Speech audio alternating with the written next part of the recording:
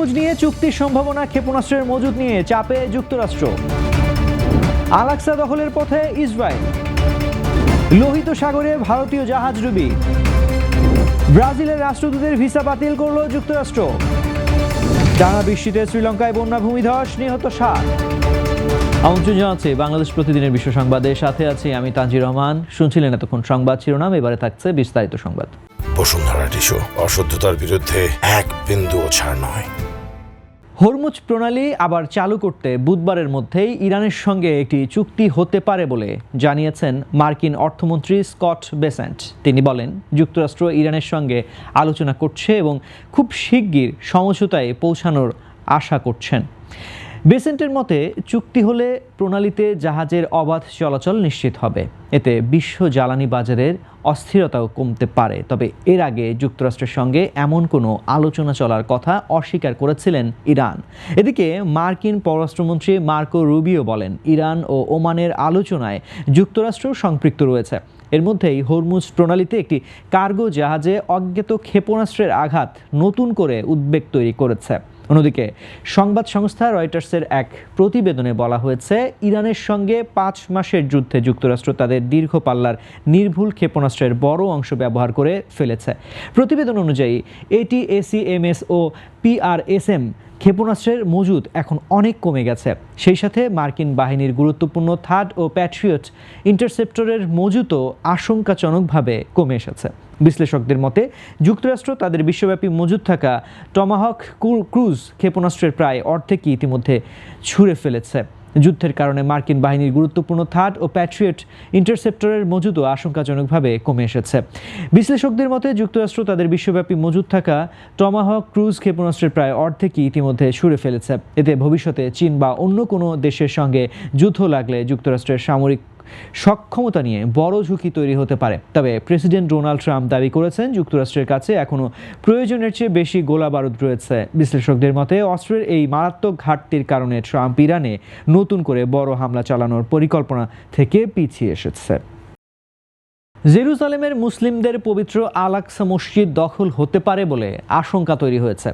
এই পরিস্থিতিতে আরব ও মুসলিম বিশ্বের পররাষ্ট্রমন্ত্রীদের জরুরি বৈঠক ডেকেছে জর্ডান। জর্ডানের আশঙ্কা, পবিত্র এই স্থানের ঐতিহাসিক স্থিতাবস্থা নষ্ট হলে বড় ধর্মীয় সংঘাত দেখা দেবে। সম্প্রতি উগ্রপন্থী ইসরায়েলি মন্ত্রী ইতামার বেন গভিরের নেতৃত্বে 2000 ইহুদি প্রাঙ্গণে প্রবেশ করে। তারা সেখানে বেআইনিভাবে তাদের ধর্মীয় আচার পালন করে মসজিদ চত্বরের পবিত্রতা লঙ্ঘন করেছে। জর্ডান এটিকে তাদের তত্ত্বাবধানে থাকা ঐতিহাসিক চুক্তির সবচেয়ে বড় ও গুরুত্বপূর্ণ লঙ্ঘন বলছে। জর্ডান আশঙ্কা করছে, আগামী সেপ্টেম্বরে ইহুদি ধর্মীয় উৎসবের সময় পরিস্থিতি আরও ভয়াবহ হতে পারে। এছাড়া পশ্চিম তীর থেকে ফিলিস্তিনিদের জর্ডানে বিতরণ করার ষড়যন্ত্র নিয়েও আম্মান তীব্র প্রতিবাদ জানিয়েছে। ফিলিস্তিনিদের জোর করে বাস্তুচ্যুত করার যে কোনো চেষ্টা প্রতিহত করার হুমকি দিয়েছে দেশটি। অন্যদিকে ফিলিস্তিনি ইস্যুতে জর্ডানের কঠোর অবস্থানের কারণে ইসরায়েল তাদের পানি সরবরাহ অর্ধেক কমিয়ে ফেলেছে। ফলে স্বাভাবিক চুক্তি ও আন্তর্জাতিক সম্পর্কের নিয়ম ভেঙে দুই দেশের চরম উত্তেজনা ছড়িয়ে পড়ছে। ইয়েমেনের উপকূলের কাছে লোহিত সাগরে ভারতীয় একটি বাণিজ্যিক জাহাজ হামলার শিকার হয়ে ডুবে গেছে। MSV ফাইজ নূর ওলিয়া নামের ওই জাহাজে অজ্ঞাত একটি ক্ষেপণাস্ত্র বা গোলাবস্তু আঘাত হানে। দুর্ঘটনায় কবলিত জাহাজটিতে থাকা 13 জন ভারতীয় সহ মোট 14 জন নাবিককে উদ্ধার করা হয়েছে। ইয়েমেনের কোস্টগার্ড উদ্ধার হওয়া সব নাবিককে নিরাপদে মোখা বন্দরে নিয়ে গেছে। ভারতের পররাষ্ট্র মন্ত্রণালয় এই অনাকাঙ্ক্ষিত হামলার তীব্র নিন্দা জানিয়েছে। আন্তর্জাতিক জলপথে বাণিজ্যিক জাহাজের ওপর হামলা বন্ধ করার জন্য দাবি জানিয়েছে নয়াদিল্লি। ইয়েমেনের ইরান সমর্থিত হুতি বিদ্রোহীরা এই হামলা চালিয়েছে বলে ধারণা করা হয়েছে। এর আগে হরমুজ প্রণালী এবং কৃষ্ণ সাগরেও হামলা হওয়ায় ভারতীয় নাবিকেরা ঝুঁকির মুখে পড়েছিলেন। বিকল্প নৌপথ লোহিত সাগরে হামলা বাড়ায় এশিয়া ও ইউরোপের বাণিজ্য চরম হুমকির মুখে পড়েছে। ঝুঁকি এড়াতে অনেক জাহাজ এখন আফ্রিকা ঘুরে দীর্ঘ বিকল্প পথে যাতায়াত করছে। যুক্তরাষ্ট্রে নিযুক্ত ব্রাজিলের রাষ্ট্রদূত মারিয়া লুইজা রিবেইরো ভিয়েত্তির ভিসা সাময়িকভাবে বাতিল করেছেন মার্কিন প্রশাসন। দুই দেশের মধ্যে বাড়তে থাকা কূটনৈতিক উত্তেজনার জেরে ওয়াশিংটন এই নজিরবিহীন পদক্ষেপ নিয়েছে। ব্রাজিলে ট্রাম্পের মনোনীত রাষ্ট্রদূত ড্যানি পেরেজের অনুমোদন আটকে দেওয়ার পাল্টা জবাব হিসেবে এটি করা হয়েছে। তবে মার্কিন কর্মকর্তারা জানান, এটি সামরিক পদক্ষেপ এবং রাষ্ট্রদূতকে এখনই দেশ থেকে তাড়িয়ে দেওয়া হচ্ছে না। ব্রাজিলের অনুমোদন মিললেই রাষ্ট্রদূতের বাতিল হওয়া ভিসা আবার ফিরিয়ে দেওয়া হবে বলে জানানো হয়। রিপাবলিকান ড্যানি পেজকে সিনেটের অনুমোদন এবং ব্রাজিলের সম্মতি ছাড়াই প্রকাশ্যে নিয়োগের ঘোষণা দেওয়া হয়েছিল। ডোনাল্ড ট্রাম্পের এই ধরনের প্রকাশ্য ঘোষণাকে বড় ধরনের কূটনৈতিক প্রোটোকল লঙ্ঘন হিসেবে দেখছে ব্রাজিল সরকার।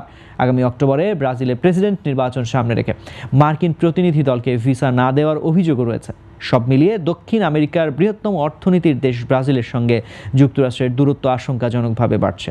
দুই দেশের রাষ্ট্রদূতের পদ নিয়ে টানাটানি বিশ্ব রাজনীতিতে কূটনৈতিক উত্তেজনাকে আরও বাড়িয়ে দিয়েছে। টানা ভারী বৃষ্টিপাতের কারণে শ্রীলঙ্কায় ভয়াবহ বন্যা ও ভূমিধসের ঘটনা ঘটেছে। পাহাড়ি এলাকায় আকস্মিক প্রাকৃতিক দুর্যোগে অন্তত 7 জনের প্রাণহানি হয়েছে। পরিস্থিতি খারাপ হওয়ায় ক্ষতিগ্রস্ত এলাকার সব শিক্ষা প্রতিষ্ঠান বন্ধ ঘোষণা করেছে সরকার। সবচেয়ে বেশি ক্ষতি হয়েছে শ্রীলঙ্কার মধ্যাঞ্চলের পাহাড়ি চা বাগান এলাকায়। ভূমিধসে 2টি বাড়ি চাপা পড়ে 5 জন এবং বন্যায় আরও 2 জন মারা গেছেন। সেই সাথে অন্তত 129টি বাড়িঘর ক্ষতিগ্রস্ত হয়েছে এবং 3,500 মানুষ ঘরবাড়ি ছেড়েছেন। আটকে পড়ার সাধারণ মানুষদের নিরাপদে স্থানে সরিয়ে নিতে সেনা ও নৌবাহিনী মোতায়েন করা হয়েছে। দুর্গত পরিবারগুলোকে আশ্রয় কেন্দ্রে নিয়ে যাচ্ছেন উদ্ধারকারী সদস্যরা। নবুয়ারা এলিয়া ও বাদুল্লা জেলায় বর্ষা মৌসুমে ভূমিধসের ঝুঁকি অনেক বেড়ে যায়। গত বছরের ভয়াবহ ঘূর্ণিঝড় দিতুয়াহর আঘাত কাটিয়ে ওঠার আগেই দেশটি আবার নতুন করে দুর্যোগের মুখোমুখি হলো। দর্শক, এই ছিল আজকের বাংলাদেশ প্রতিদিনের বিশ্ব সংবাদ। সবশেষ খবর জানতে চোখ রাখুন বাংলাদেশ প্রতিদিন ফেসবুক পেজ ও ইউটিউব চ্যানেলে। এতক্ষণ সঙ্গে থাকার জন্য ধন্যবাদ সবাইকে।